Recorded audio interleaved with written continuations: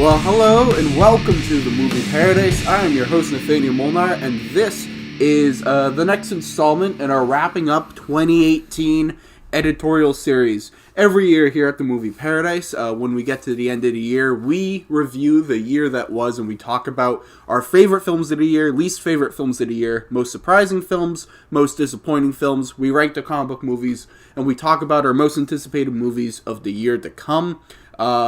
And I'm joined with me to Rob Giachinta to talk about 2018. It was the best of movies. It was the worst of movies. Well said. Well, very well said. Thank you. So we are talking about one of the granddaddies of our wrapping up 2018 series, and we're talking about our favorite movies of the year. So how this is going to work is I'm going to talk about, we have 10 films that we'd like to talk about and 3 honorable mentions. So I'll give my 3 honorable mentions, you can give yours, and then we can do 10 through 6. You can do your 10 through 6, I'll do my 5 through 2, you do your 5 through 2, and then we'll both talk about our favorite film of 2018. So Rob, why don't you kick us off with your 3 honorable mentions? Alright, so for my third honorable mention, I picked the Joel Edgerton directed film Boy Erased. This is a movie that I went in with mild expectations. I thought it'd be a good movie. I didn't know if it would maybe crack my list or get it, but I had to give it some recognition because I thought it was a really good movie. And I think it's going to end up being overlooked because I don't think it's going to get any nominations or anything. And all the performances were great in the film. Lucas Hedges, Russell Crowe, Nicole Kidman, and I think they are deserving of nominations, but I just don't think they're going to get them. Yeah. But overall, the film as itself, I thought, was really compelling and showed an interesting part of the world where like stuff like this could happen. Where like these camps, like they say, like you can leave these camps whenever you want, but like it's borderline, almost like a prison almost. Yeah. Because like at the towards like the third act, like there's scenes like where people are trying to leave and like they're like doing their best to like try to keep the doors locked and all sort pretty crazy movie. Great story, I thought, and I liked it. Yeah. Boy Erased was one that I really wanted to see, but that was one I unfortunately missed. So hopefully I can go back and fill in the gaps at some point. Yep. What's your next honorable mention? My next honorable mention was a movie I was highly anticipated. I know will be on your actual top 10 list. And very high on that Ready list. Player One. This movie, it was a blast. I'll admit it is a blast. Is it the most...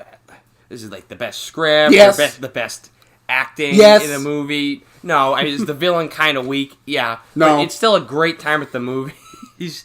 And just for that whole Shining sequence, I think it deserves a spot. Just because I think that was the scene of the movie, in my opinion. That was my favorite scene. Also, the last battle, I think, is great.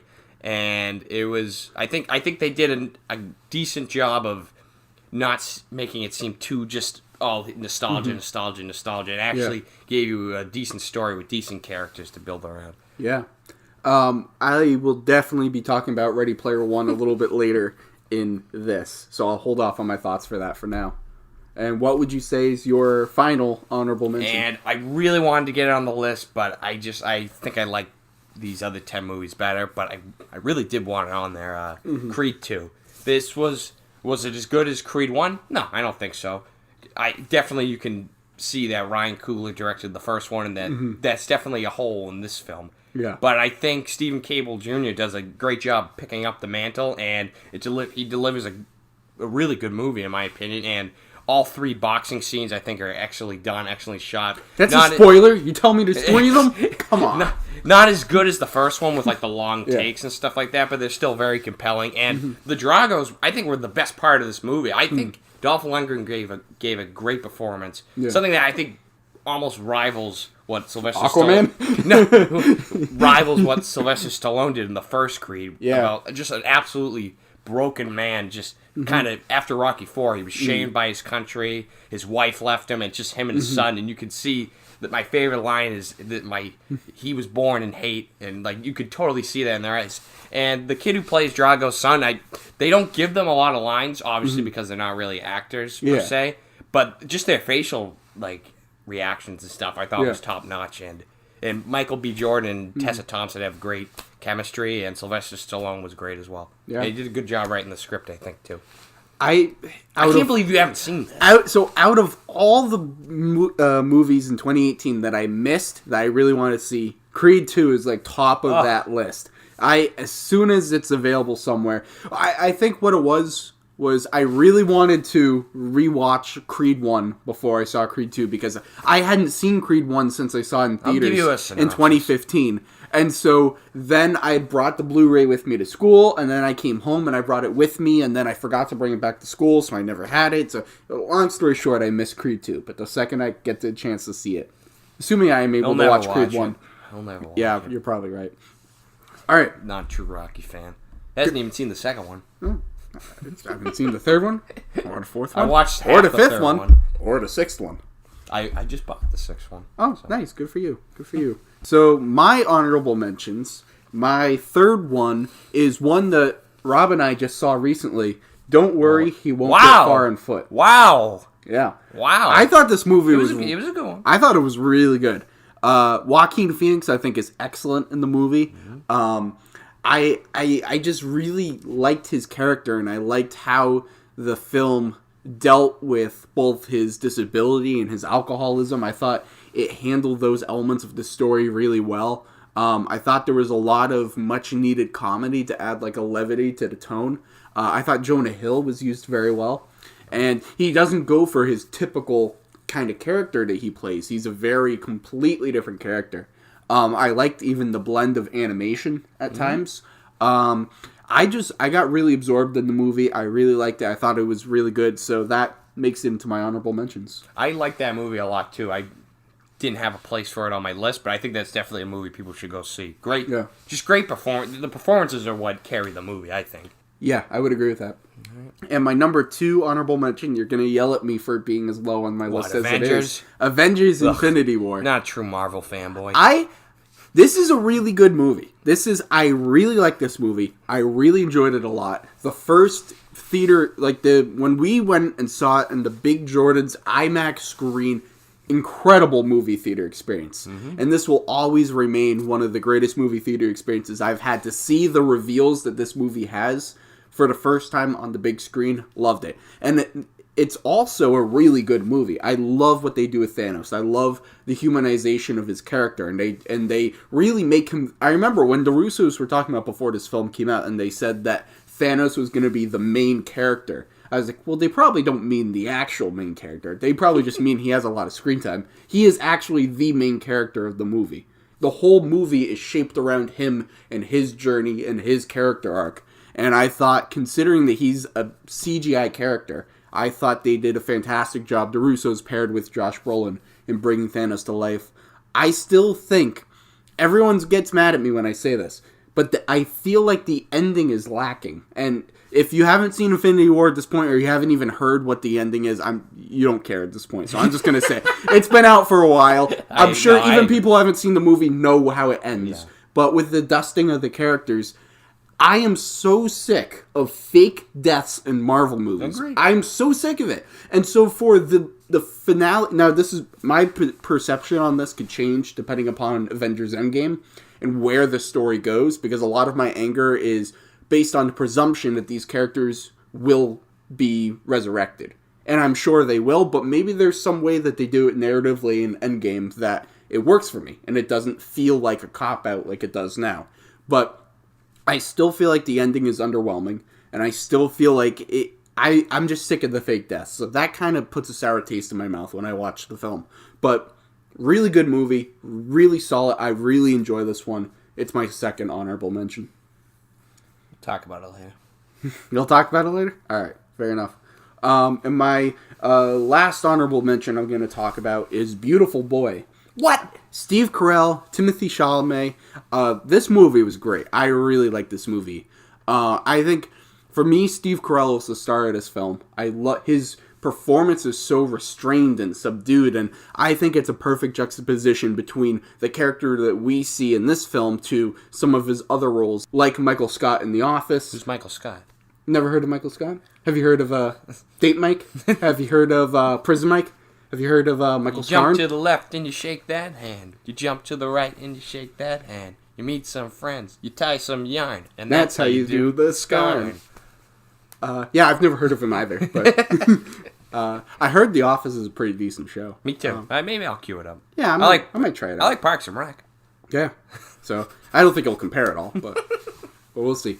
So just to see like his range as an actor and what he is capable of, I honestly believe that we are going to be talking about Steve Carell for years. We're going to be talking about him as like one of the greatest actors. I think the range that he shows and what he is able to do. I think he has a long career ahead of him. I think he has many nominations ahead of him and probably a few wins ahead of him. But the only thing with him is like he's already in his 50s, so that's that doesn't mean it.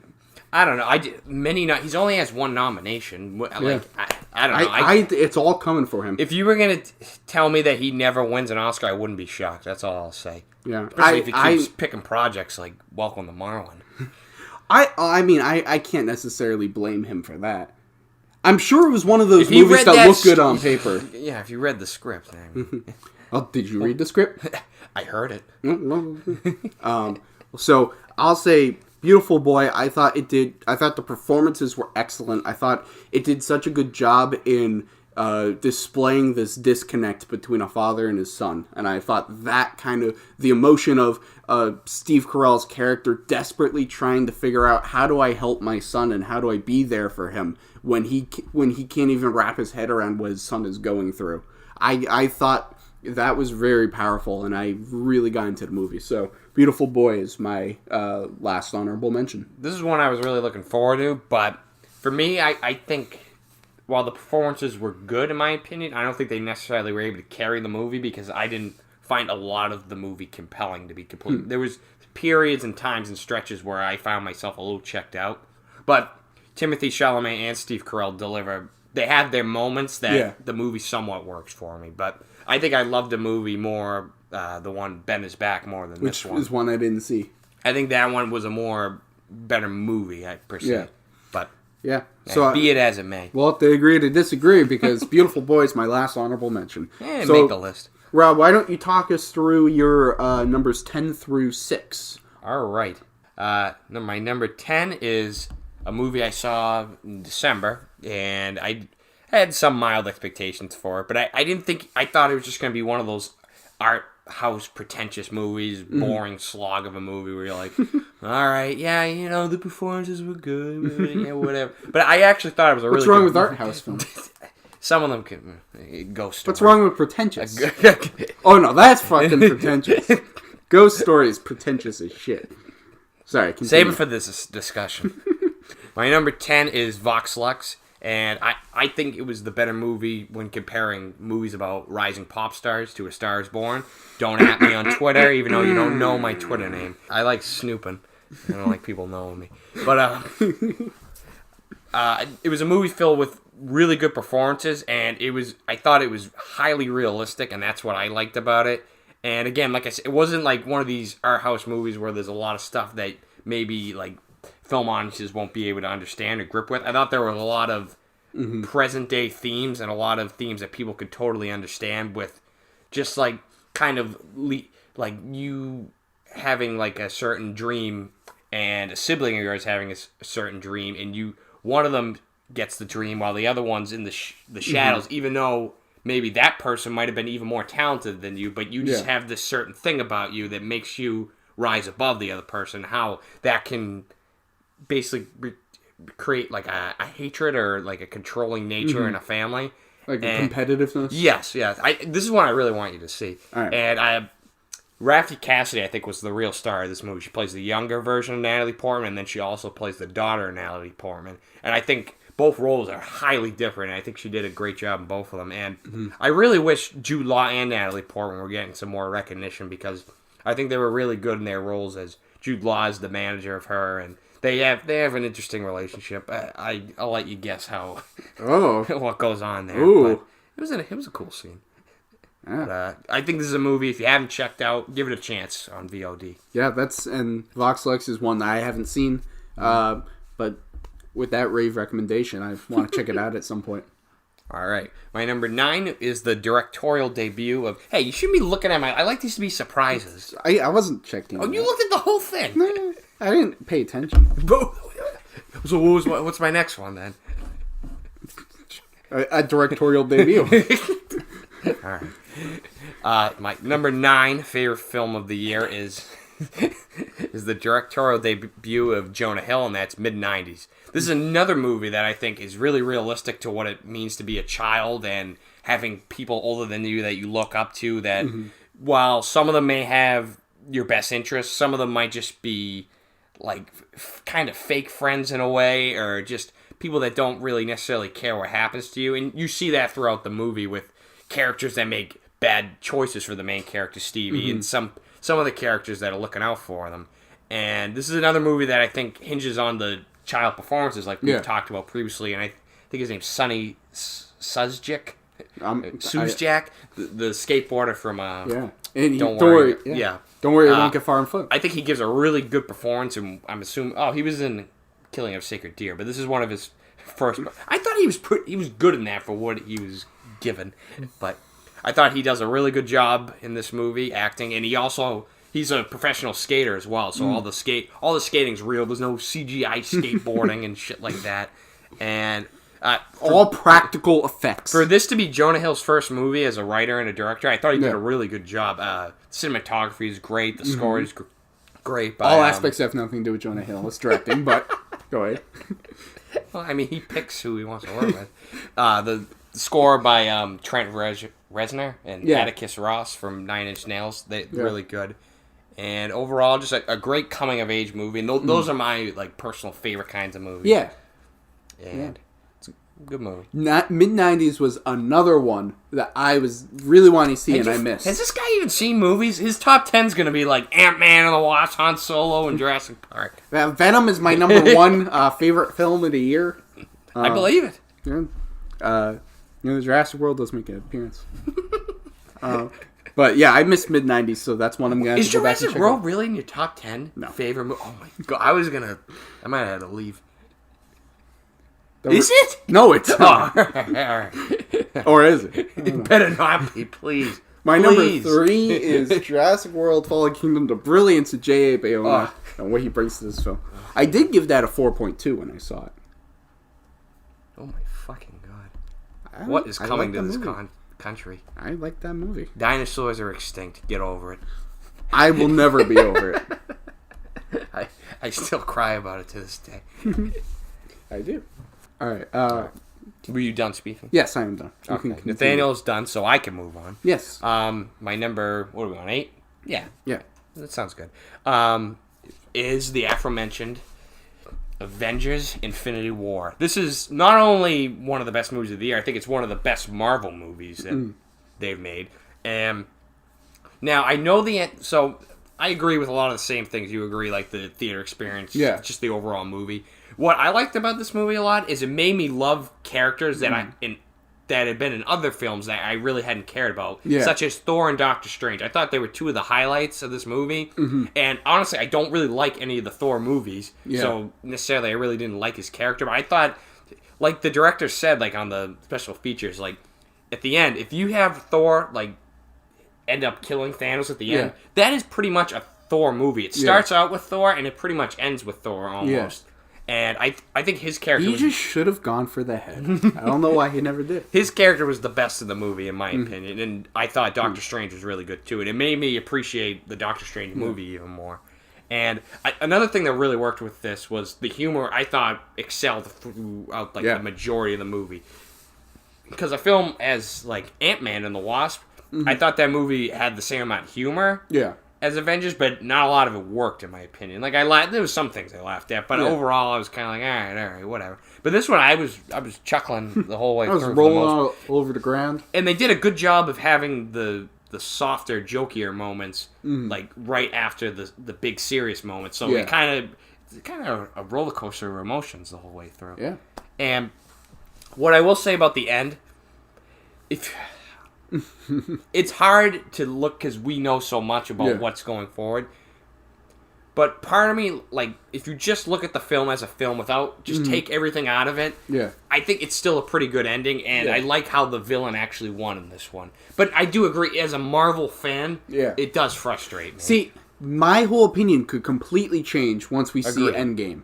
Because that movie's got a lot riding on it. If Endgame pulls it off and they find some, like, it would have to be magical. A magical way to make the ending of Infinity War work and still bring all these characters back. I don't know how they'll do it. But if they do it right and I see Endgame, I'm like, okay, you know what?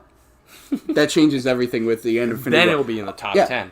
Yes, then we'll have to do I'll have to print a retraction.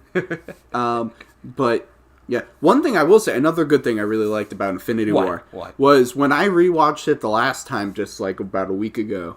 I really noticed how well they blend all the different tones of all the characters. Because to go from like Iron Man and Doctor Strange and Captain America, and they all have their specific tones, and then to immediately jump to the Guardians, and they're listening to a song and singing along and get into their groove of all their back and forth, for the tone to jump around as much as it does and still have it feel, the film as a whole, feel consistent and cohesive.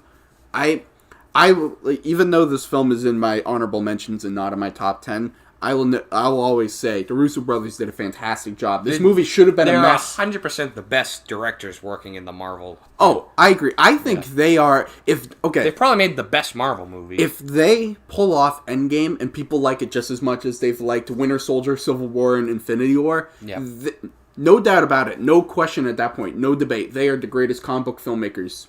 And I would say Winter Soldier is my least favorite out of them, but even that's a great movie too, and that's some people's favorite. Yeah. So yeah. If they drop the ball on Endgame though, and that movie blows. Yeah. What you're saying about all the different characters, I think they did a good job of pairing characters together, which ones to pair together with. Yeah, and I watched all the special features, and I was listening to the commentary, and they were talking about that was a big focus of the film, was that they really wanted to figure out the best combinations of characters in order to get, like, I don't know, best bang for your buck or whatever. Or best lineup. All right, number 7 is the only animated movie on my list, and it's my. This might be controversial because everybody's jizzing about Spider-Man, but I have an animated movie on my list too, but it's not yours. But I loved Incredibles 2. I have to admit, I think I like it more than the first movie. I think this movie you get a great sense of where I think it picks up perfectly right from the end of the first one.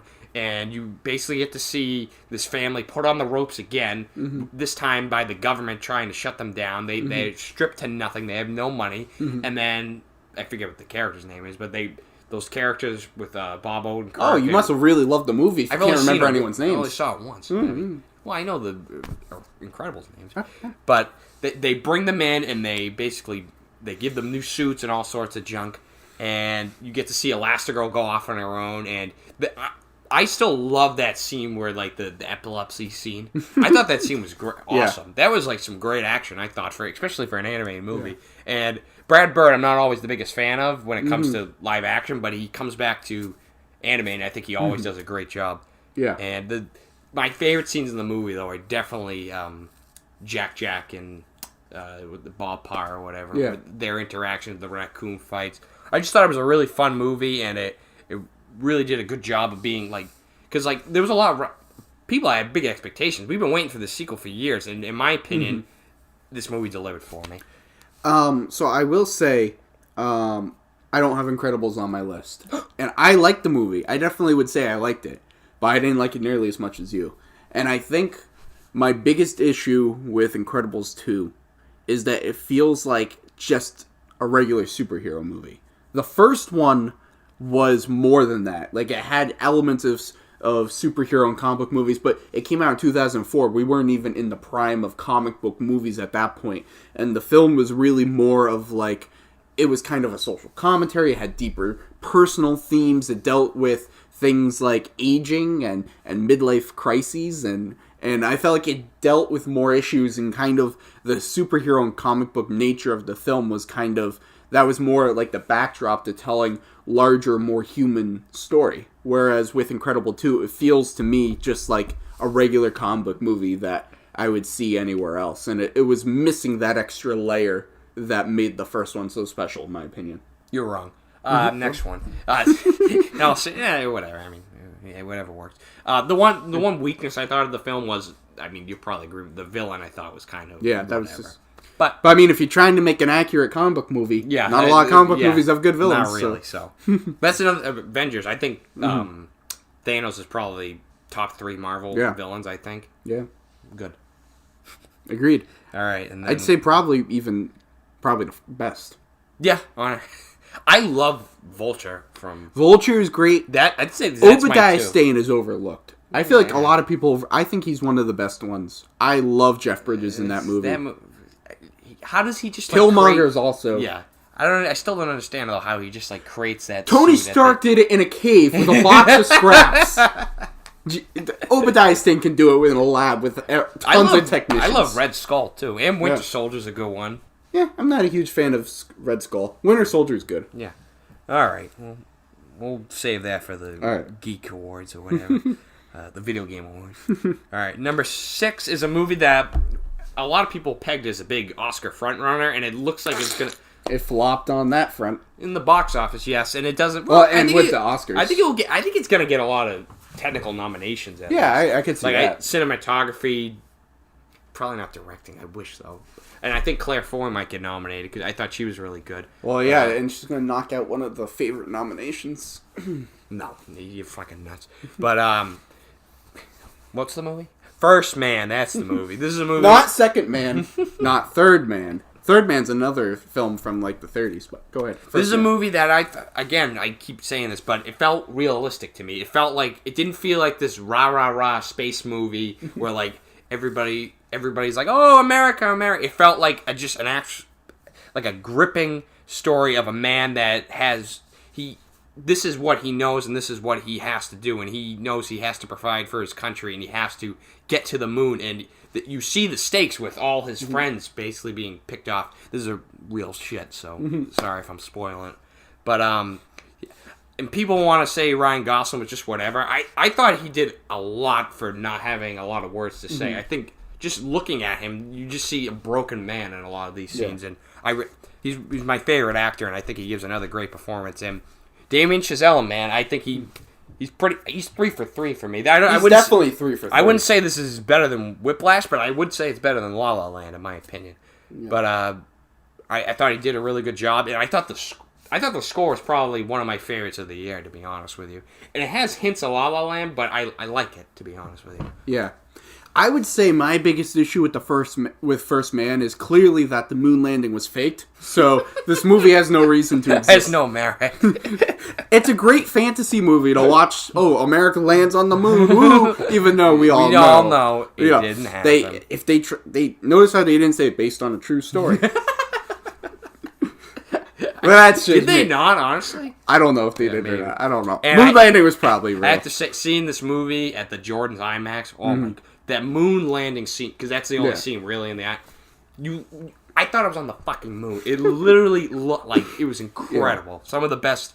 That whole sequence and the whole sequence at the end of Bohemian Rhapsody were some of my favorite sequences of the movie. Yeah, that would be a cool list to do. But I mean, we were running favorite scenes. Yeah, so I'd say for First Man, on a serious note, I really like the movie, and I agree, Chazelle's 3 and 3. I personally wouldn't put First Man on any sort of a top 10 list. For me, I'd say it's my 3rd favorite Chazelle film. I like both Whiplash and La La Land more. That's just me, though. I definitely really like the movie. I thought it was a really good movie. I didn't think it was a great movie or an outstanding movie, but that's just me. Was that 6? Yeah. All right. So, moving on to my 10 through 6. My number 10 is a movie you did not see. Mary Poppins Returns. Oh, I'm seeing it tomorrow. Actually. Oh, nice. I'm not really looking forward to it. Have you seen the first one? Yeah, years ago. I've never seen it. When I was a kid, I watched the first one, but I don't really remember it that well. So I walked in, I was like, Mary Poppins, sure, I'll go see it. I ended up really loving this movie a lot. I thought that it perfectly captured like the magic and the whimsy of what it is like to go to the movies and see films. And I'm a big fan of old Hollywood. And the films that they would make in old Hollywood in like the 20s, the 30s, 40s, and 50s, they would make these kind of big extravaganza films. They were taking from theater and making giant musicals with dance numbers and choreography and all the singing. And that's kind of what early film was like.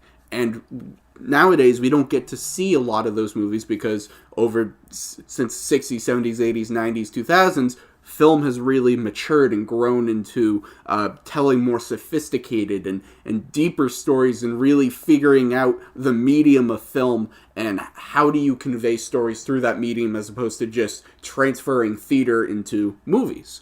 But the result of that is we don't get a lot of movies like old Hollywood anymore.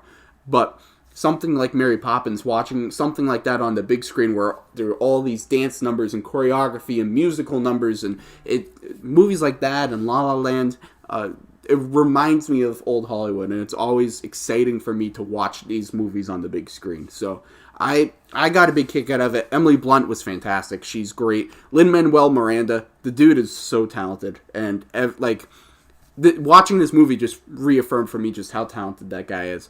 And Dick Van Dyke, he was really good in the movie, too, for his brief appearance. I thought and Meryl Streep, Meryl Streep, nobody's talking about Meryl Streep. Well, Meryl Streep is fantastic in this. I have heard people have said that scene should have just been cut out of the movie. That's what I've heard. Well, for me, watching that scene, and we can talk about it after you've seen it more, but that scene reaffirms for me just, like, she is just one of the best of the best. Because even a tiny role, like a 5-minute thing like it is in this, she'll just put an insane amount of effort into making sure that she pulls something off that's only like 5 or 10 minutes. Or not even 10, under like 5 minutes role. And she pours everything into making sure she nails that. I love this movie. I thought it was really well done. Now, would you say that, I'm not really a musical fan, but I did like La La Land because I thought a lot of the songs actually really added to the story and carried it along. Would you say that's the same with this one? Not necessarily. Or are they just kind of thrown in? Because if they're just thrown in here, I don't think I'm one of my detractors is that there wasn't any music that was necessarily memorable. Ugh. I wouldn't have been like walking out of the theater. I wouldn't have been able to tell you necessarily some of the lyrics or anything like that, but it's more the being caught up in the moment of what the movie is. I think with La La Land, they had very poignant songs and the lyrics were dealing with the characters and the emotion and the narrative and all that, and I think that worked for that film. In this case, and you might not like it as a result, but for me, it was more about the experience of being caught up in the music and in the dance and all that rather than what the songs actually meant for that moment. And there isn't too much, like the first Mary Poppins, there isn't too much of a story. It's more Mary Poppins shows up, stuff happens, and then she leaves. We might have to change up my worst of the year list after tomorrow night. Okay. Calm down, buddy. It sounds like a Greatest Showman to me, in my opinion, from what you're saying now. Mm-hmm. But I really do like Emily Blunt, so I'll give it a shot. We'll see what happens. So, anyways, Mary Poppins Returns is my number 10. And my number 9 is Spider-Man Into the Spider-Verse.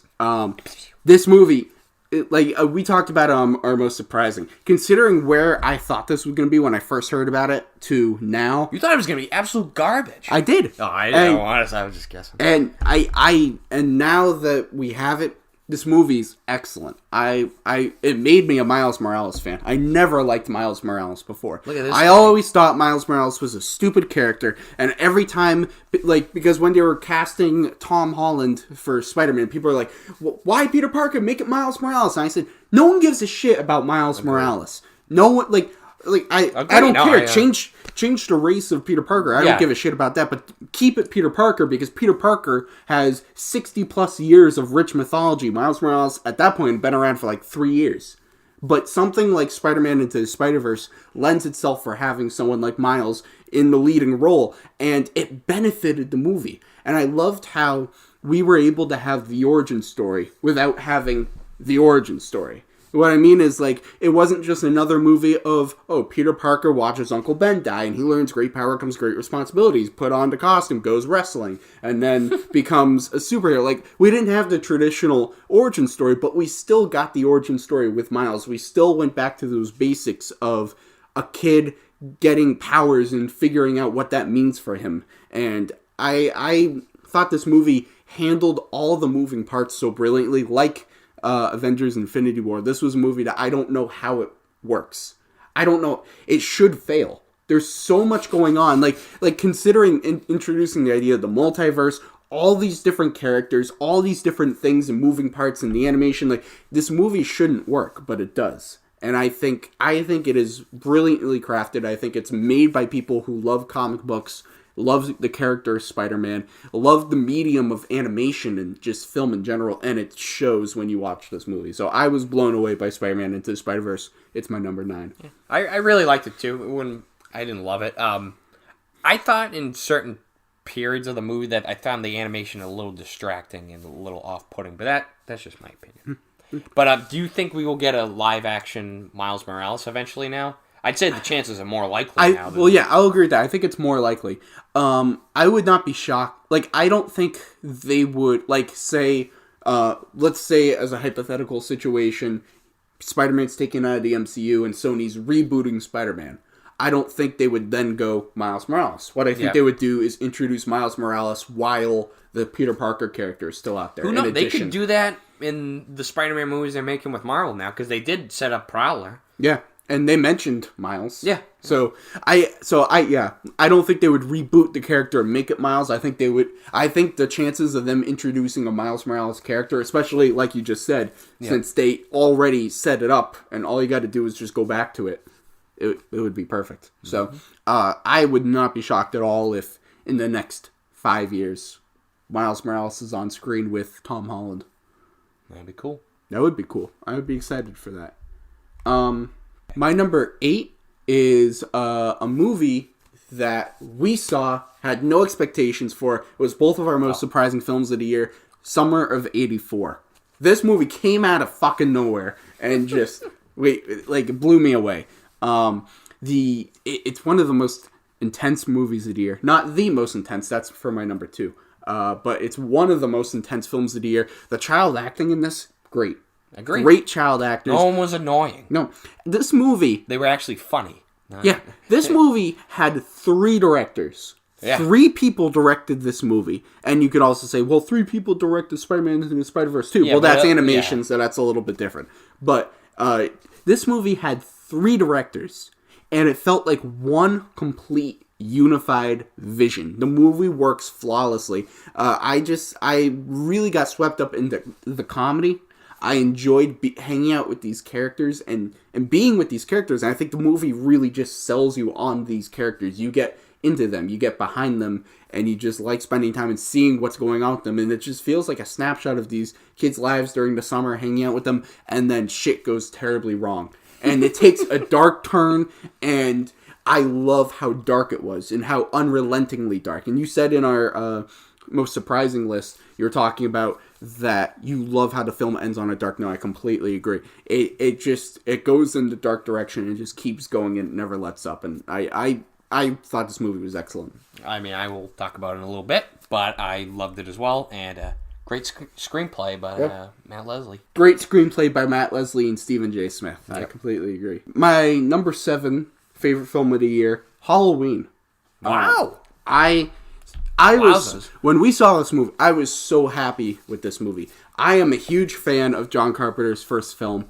I love what he does with that film. And I loved watching this sequel because I felt like it paid homage and it paid its respects and its dues to the first film, but it also did something different. It added something new. It wasn't just like, oh, well, we'll just show you the same shots as the first one to like, oh, so remember that from Halloween? I do remember. It took it and it did something different with it. It played on things, and even in moments where it was mirroring moments from the first one, the fact that that shot was even in there said something about the characters at hand. I loved what they did with Laurie.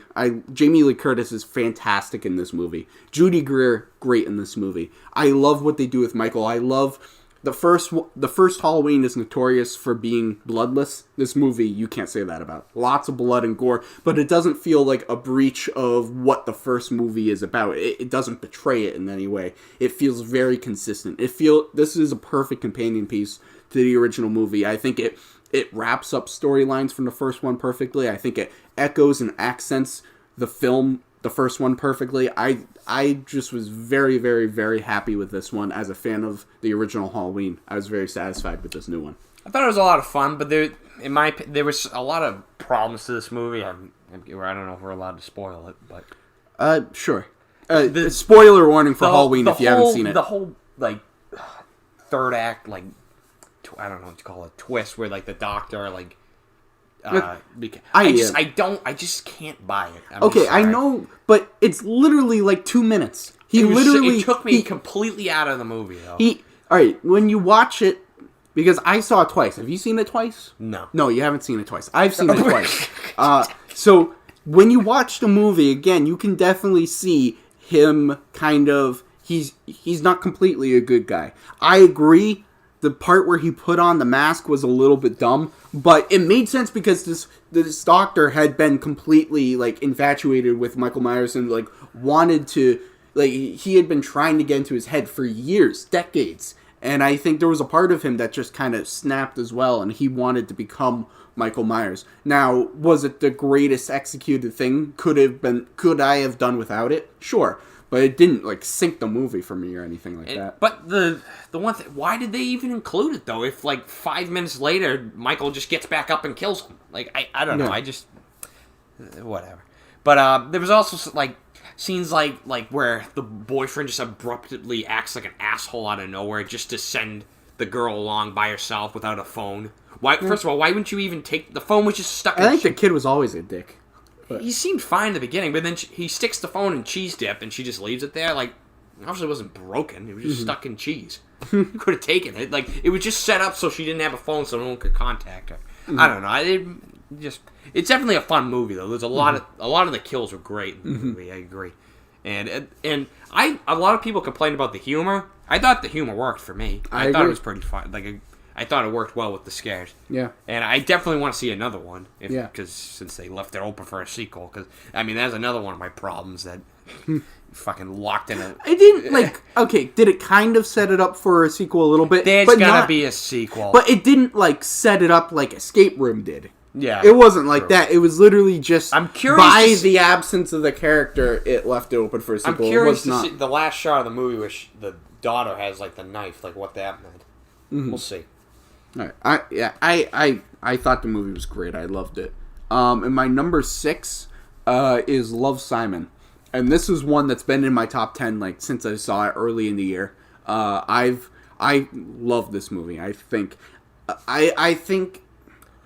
I'm a fan of romantic comedies. I really like romantic comedies. And I think Love, Simon did a really good job of... It was a really good romantic comedy, and I really liked it. It was a great coming-of-age film as well. I really liked Simon as a character. I really got into his character. I really got behind his struggle and what he was going through in this film and his efforts to try to keep his secret safe and everything, and how everyone was just kind of trampling over that and disregarding it.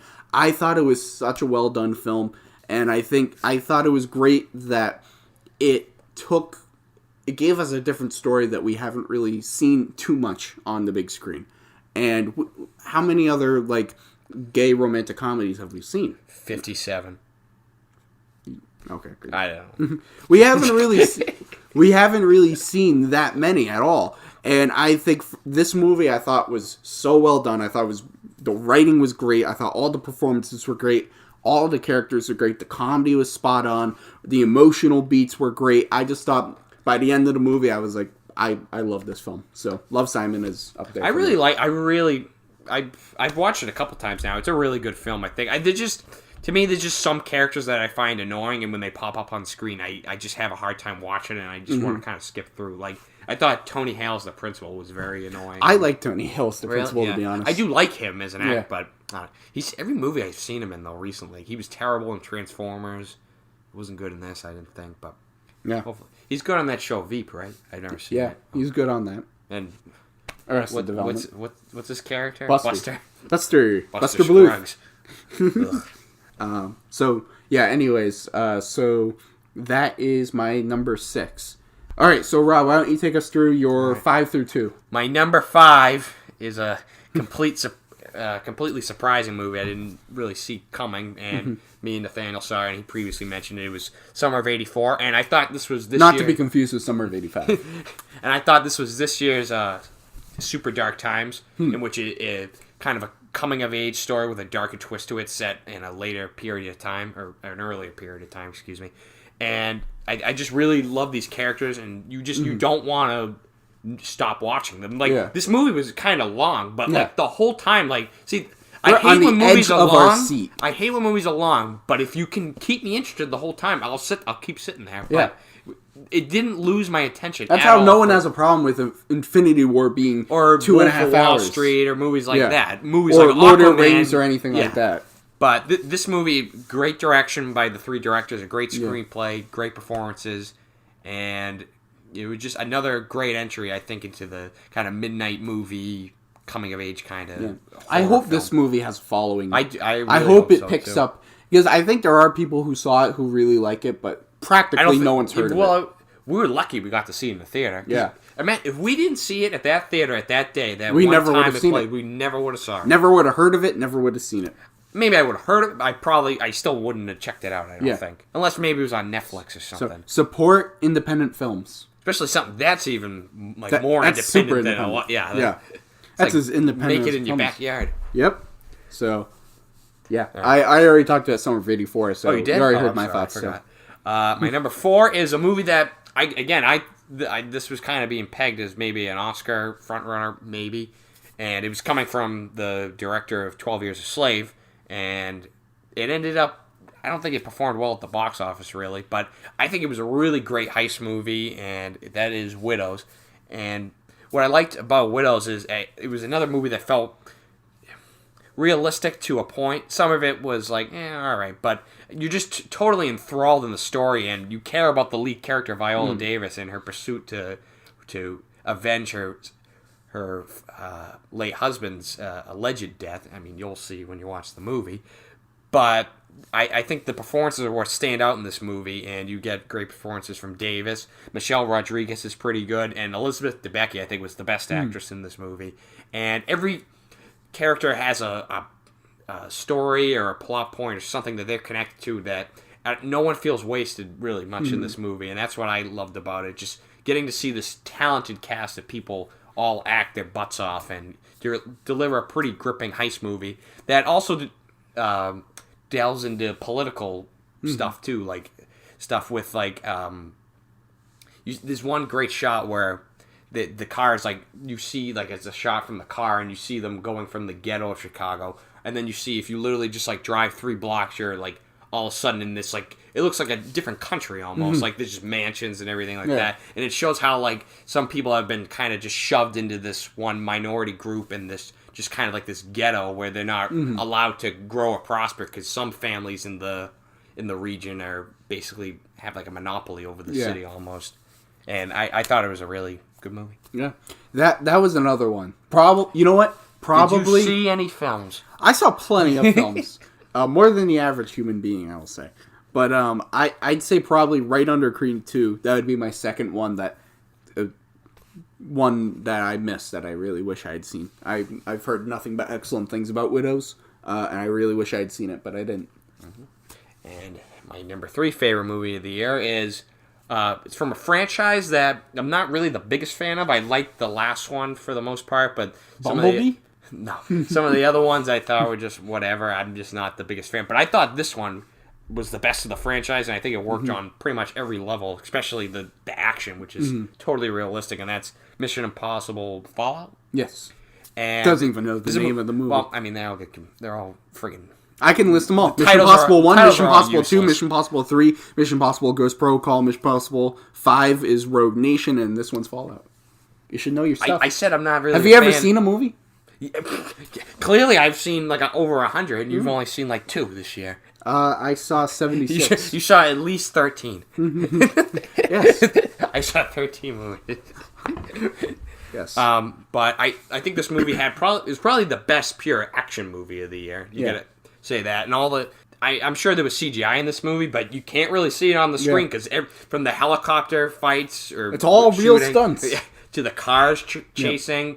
It's just a great action movie, and that's one of my favorite genres. And Tom Cruise continues to deliver these great leading man action performances where he puts his body on the line for this movie. He gives the audience what they pay for, and this movie didn't disappoint me. And I really want to see what Christopher McQuarrie does next because now after the last one, which I liked, which he did, and now this one, which I think is excellent, I think he either a drama or just another action movie. I'm totally down to see whatever he does.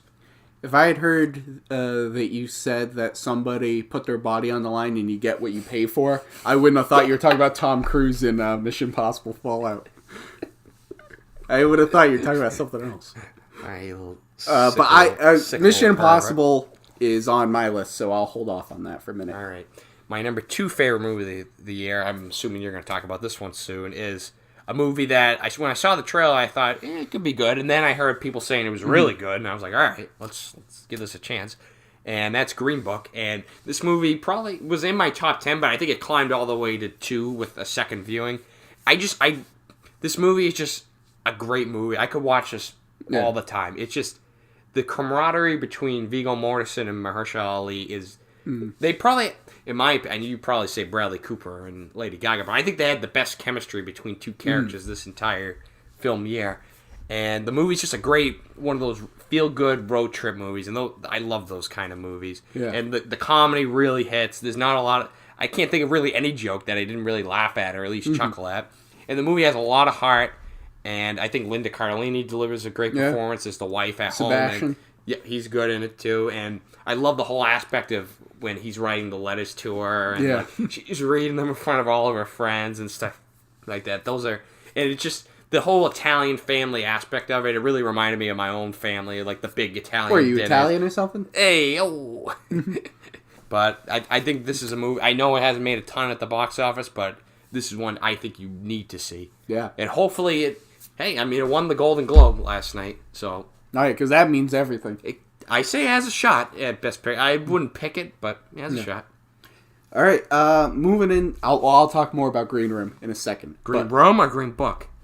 Green Book, sorry. Very different films. So my number 5 is the aforementioned Mission Impossible Fallout. Pretty much everything you said. I love this movie. I'm a fan of the franchise. I thought Ghost Protocol was excellent. I thought Rogue Nation was really good, but this one's clearly, easily best of the franchise. What they did with this, all the stunts, and it feels real. Mm-hmm. And it feels real because it is real. And it feels far more real than any CGI shit block. Put your body on the line. Yeah, exactly. Like, the reason why this movie, you're on the edge of your seat and you feel it as much as you do because you know Tom Cruise is really doing this shit. He is really doing this. Agreed. And it makes it feel so real, and the stakes are high, and there's so much tension, and I think Tom Cruise gave nothing he would ever be nominated for, but he gave a really good performance to really ground this movie and impress on you the stakes of the film and what needs to be done, and I think Ethan Hunt is just a great hero character. Agreed. I think he's a great heroic character. I think this movie could have been like absolutely perfect. In my opinion, if at the end, can we spoil it? Is that fine? Spoilers for Mission Impossible Fallout if you haven't seen it. At the end, like when he went to go reach up and grab the thing, if he just didn't, if he finally failed this one time and the whole everybody ended up dying and blowing I think up. we were just cynical because we had just seen Infinity War. But I just think it could have just been so dark of an ending that there'd be a lot of reason to give them a next movie and maybe just finish this off with one last movie. Yeah. Because eventually they're going to have to stop these. I mean, how long can you keep doing these? Yeah. I mean, I won't count them out. They might explore that in the next one. Yeah, maybe. But can't count them out, though. Yeah. I can't stop the pressure. That was a great trailer. I love that trailer. That trailer every time gets... dun, dun, dun, dun, dun, dun. Oh, man. I got to watch that again. That's such a great film. My number 4 is... the other aforementioned movie, Green Book.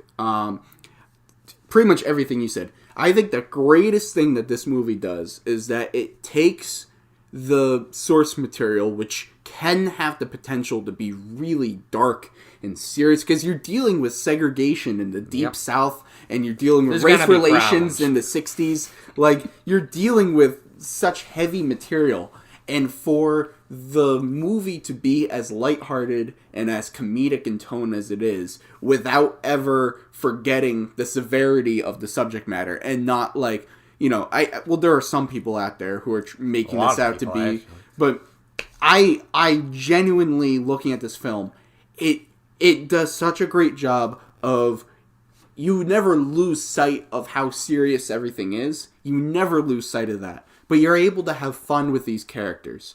And I just think it's a fine line for the movie to walk, but I thought they walked it perfectly. I think Viggo Mortensen, incredible. Excellent. Second best performance of the year. I'll get into my first a little bit. Mahershala Ali, fantastic. I think all the performances in this are great. All the jokes are great. This strikes the perfect tone. Never loses sight of the severity of the subject matter. I think Green Book is excellent. My number 3 is Ready Player One. This was my favorite for a while until it was dethroned. But I love Ready Player One. I think it's fantastic. The joy that I felt watching this movie, because, you know, you have all the music, the songs from the 80s, the Van Halen, all this great classic rock music, which that's some of my favorite kind of music. The Van Halen song playing, all the action that Steven Spielberg pulls off in this film, fantastic. Rob mentioned the Shining sequence, the final battle. I think my favorite part of this movie is the racing in the first act. What a hell of a way to introduce you to the film. Does the movie sometimes have some exposition problems where sometimes it just dumps too much information? Yes, I can understand that. But this is the kind of movie that requires a lot of exposition. There's a lot of things that the audience needs to know for you to get the story and to get into it. And so while sometimes the exposition can be a little bit blocky and a little rough, I think once you get past it and you just get into this world, I think it's great. This is a movie, unlike something like the Emoji Movie, this is a movie where they have a lot of pop culture references, but it's not just for the sake of having it in there. It's not just, oh, look, this is a movie everyone loves. Oh, look, The Shining, you know, everyone loves The Shining. Here's The Shining. It's not for the sake of having the pop culture references. It actually serves a narrative purpose.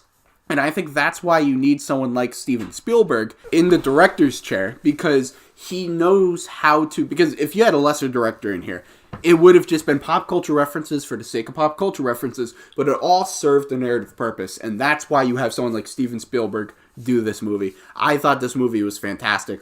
Top 3, my third favorite film of the year. I loved Ready Player One.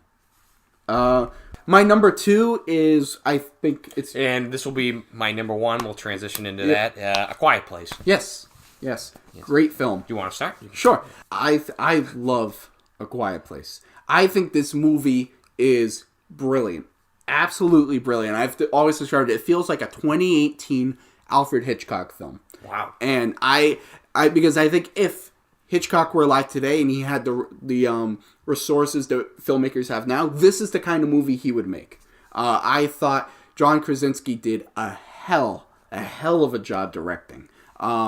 Just the amount of tension and fear and horror that's in it, while also having really touching and beautiful emotional character arcs. Emily Blunt, fantastic in this movie. John Krasinski himself, fantastic in this movie.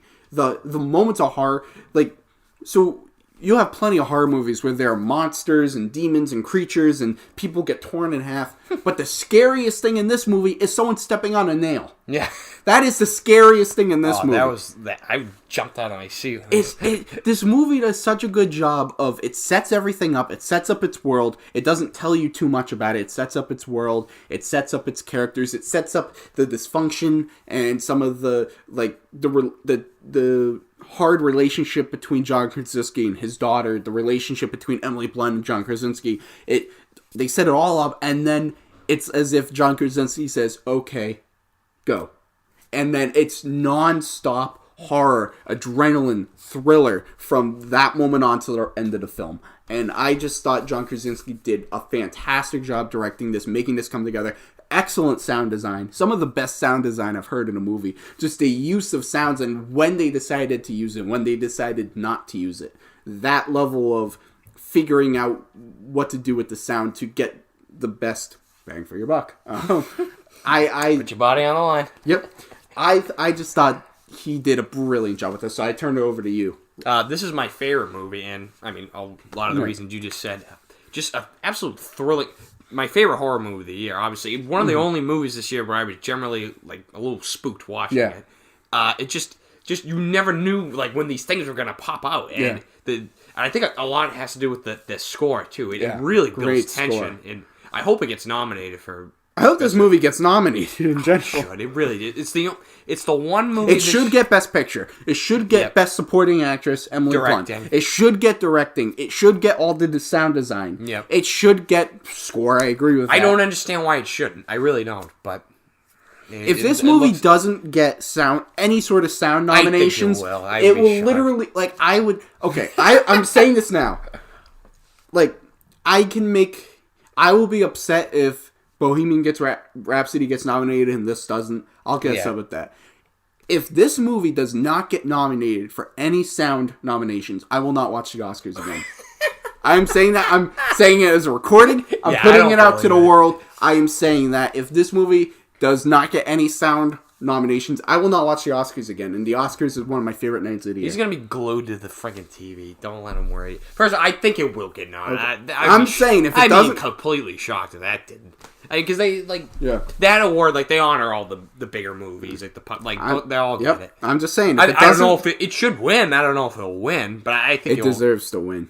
But another thing that was great about this movie is the child performances, too. Yeah. I think, again, bad child performances can be killer to movies, but I think you get two great ones, one from Noah Jupe and one from, I think her name's... Millicent Simmons. Yeah, who's actually deaf, and I like that aspect of the movie because they kind of explains why they're able to survive this long compared to all these other families. Yeah. Because they know sign language. And it brings such great depth to her character and what she has to go through, and I just her and John Krasinski's the thing at the end, where he does the I love you style, that could make a man tear up right there. I understood. This bravo, John Krasinski. Bravo. Agree. This was, I was about to. This is the one film that I could see just being an absolute classic that we talk about from years to come. Yeah. I think this was just the best movie of this year, and for not a big budget, the monsters looked really good. I thought, and they don't use them the best parts of the movie is actually, I think, when you don't really see the monsters, you just hear them and you just feel them in the room because you're afraid you're going to get eaten. And it was just filled with so many great scenes and so many little details, them eating the food on leaves instead of actual plates, so they don't make the noise. Them playing Monopoly, but instead of the thimble and the little race car, they're playing with pieces of felt. And just stuff like that. You could tell that Krasinski so much thought went into this was his baby, and if they do, I know they're making the sequel. I hope he's back. I think it sounds like he is. If he is, it'll be my most anticipated movie of that. And it sounds like it's not going to follow the same characters. It's going to be a different perspective on this world, which that I'm more interested in. All right, yeah. If they kind of do sort of an anthology series, but just set within the same world. Yeah, although better than Cloverfield. Remember, everyone thought this was going to be a Cloverfield movie? Remember that? They could have made it. I'm glad they didn't. Yeah, I'm so glad that they didn't get their greasy little fingers and they're let's make it a Cloverfield movie. Well, it didn't even need. It made more money than any of the Cloverfield movies. Fuck Cloverfield at this point. Well, I like 10 Cloverfield Lane. That's a really good movie. Honestly, I think that movie would have been better if it wasn't a Cloverfield movie. Agreed. But that's a discussion for another time. But I loved A Quiet Place. If they do the anthology, I'm glad they're doing that, because at least if that sucks, it was just its own thing. Yeah. And, it sucked. Forget about it. If this sequel like directly ties into the first one too, then like I feel like the first one is tainted in a way. If it's not a good, it doesn't have to be as good as the first one, but if it's like a bad movie, I'd be pretty upset. We'll have to wait and see on that front, see how that goes. So, anyways, I loved A Quiet Place. I thought it was excellent, and it probably would have been my number one of the year if a little movie called A Star Is Born had not come out. Now, I had been dying to see this movie before it came out. I was so looking forward to it. I was so pumped. And this movie managed to even exceed my expectations. Bradley Cooper is a force of fucking nature. His performance, he turns in the best performance of his career that I've seen. He gives the best performance of the year, in my opinion. He is brilliant. And the deep character work that they do with him in the second act, leading into the third act. Just, the first act of the film focuses all about Lady Gaga's character and Allie and what she's going through and how her life is so radically transformed by when Jackson Maine comes in. And then the movie takes a shift and it turns to focusing on him and what he's going through. And just so much is conveyed. That so much Bradley Cooper conveys about his character where not a single word is spoken. I won't say what happens to him at the end in case if someone hasn't seen the movie. In one of the final shots of the film, and you see Bradley Cooper and you know what is going on, you can hear what is going on in his head from how visually telling his face is.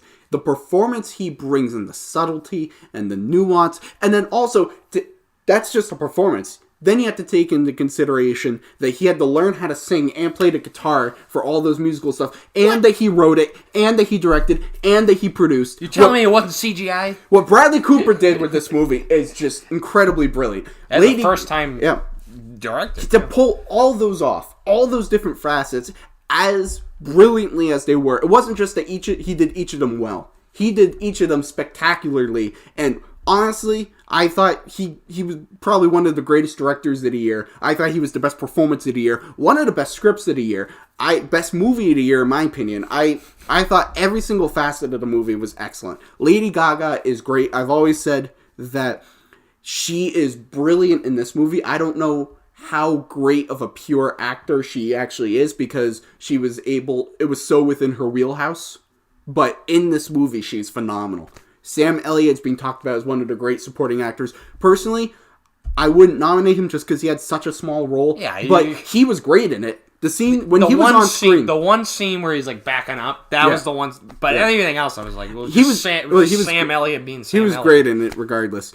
Yeah. I just think, in this movie, the raw chemistry between Bradley Cooper and Lady Gaga, it is palpable on screen. You can feel it. This movie works because they are so in tune and they're so in sync, and they just work so well together on screen. And just to see how their love for each other blossoms, and then to see how that impacts their art, and then how art gets in the way of their love. And the film really spends so much time talking about the relationship between love and art, and how one influences the other, and how one makes way for the other, and just and the music is also all excellent. Honestly, if I was in charge of the Oscars, I would have nominated the 5 best original songs of this year would all be A Star Is Born. It would have been all 5 A Star Is Born songs, because those songs are brilliant. Because not only can they exist on their own and you can just listen to it and it's a good song. Were all of them in the movie? Most of them, yes. Oh, okay. Yeah, I don't really remember. In one capacity or another, either they actually sang them or it was in the background. But not only do they exist on their own and you could just listen to it, you could have not watched the movie at all and you can listen to those songs and you can be like, oh yeah, that's a great song. But once you know the movie and you hear those songs and what those songs mean in the moments that they are in the film and what they mean for the characters and the power that they bring, it adds a whole nother layer to those songs. I just think this is masterclass filmmaking across the board. I love The Star Is Born. It is absolutely my favorite film of the year. I just adore this movie. So it's a movie I really liked, and maybe chalk it up to expectations, but I just can't say I really truly love this movie, and it all hinges on the second act, in my opinion, where I just felt a total disconnect with the movie, and I just felt that it was just meandering for a while. But That's just me. Watch and it I don't again. love. Okay, I watch will. it again because when I saw it the first time with you, I agreed that the second act was slow, and then I saw it the second time, and that's when I really saw all the character work that they did with Bradley Cooper in the second act, like all of his development and what he's going through, and where you see the alcoholism take effect, and his deep depression, and how he looks at the world, and his feeling of meaninglessness that all leads up to the third act. That's all done in the second act. That's, like I said earlier, it shifts from being Allie's story to his story, and that's where that turn takes. And the second time that I saw this movie is really where all that came to the surface. So I would highly recommend watching it a second time. I'll definitely buy this on Blu-ray. I like Shallow. All the other songs, I didn't care about. That's just me though. Dig in My Grave, I don't even brilliant know what the song. hell that is. Music to My Eyes, brilliant song. Black Eyes, brilliant song. Alibi, brilliant song. The final song, I Will Never Love Again, brilliant song. Wasn't bad. All the songs are brilliant. Brilliant. Would you say Brilliant. that's the best soundtrack of the year? Easily. But hear me out though. Now, technically, these songs have already been released. But what about the Bohemian Rhapsody soundtrack? Well, it's just the music from the... There's still soundtracks though from this year. Yeah, but this is original. Just best soundtrack of the year. What would you give it? This. You would still give it to this? Right? Stars Born. I'll give it Stars Born. So these songs are better than Under Pressure, We Will Rock You, We Are the Champions, Killer For Queen. a collection of songs all together, what it means to the movie, their place in the film, and the emotion of what those songs mean in the moment of the movie. Yes. What about just strictly just soundtracks as collections of music? That's a really tough question. That's a very tough question. Because I think at that point, that's just Queen's greatest hits versus the Stars Born soundtrack. If there's only one of them you could listen to, I'd listen to a Stars Born. And you'd have to get rid of Queen altogether. You could never listen to that soundtrack. I would get rid of Queen. Are you fucking... You're going to get rid of one of the best bands of all time over A Star Is Born? Yes, I would. Oh if I only had to listen to one for the rest of my life and I had to get rid of the other... we'll see how that holds up. It would be A Star Is Born. Well, you heard it here first. So, Rob, why don't you round off... tell us again, what were your honorable mentions and your 10 through 1? My honorable mentions start off with Boy Erased, Ready Player One, and Creed 2. And my top 10 favorite movies of the year from 10 to 1 are Vox Lux, Mid-90s, Avengers 3, Incredibles 2, First Man, Summer of 84, Widows, Mission Impossible Fallout, Green Book, and my favorite movie of the year is A Quiet Place. So my honorable mentions were Don't Worry, He Won't Get Far on Foot, Avengers Infinity War, and Beautiful Boy. And my top 10 through 1 would be Mary Poppins Returns, Spider-Man Into the Spider-Verse, Summer of 84, Halloween, Love, Simon, Mission Impossible Fallout, Green Book, Ready Player One, A Quiet Place, and A Star Is Born. So that has been our top 10 favorite films of the year. What do you think? What were some of your favorite movies of the year? Do you agree with our picks? Do you disagree with our picks? Were there any that we left off that you would include on yours? Are there any movies that you... So I know you named some of them. Are there any other movies that you regretted not seeing this year? I'd say my big ones were Creed 2, Mid-90s, Widows, Boy Erased. Those were probably my big ones. The one I didn't see yet was Roma. That's the big one I missed. That was a movie. I really liked it. Yep. Wouldn't make it into my top 10. Personally. Awesome. Yeah. So anyways, leave your thoughts in the comment section below. And make sure to like, comment, subscribe for more content. And be sure to follow us on all of our various social medias at Movie Paradise 99. Thanks, guys.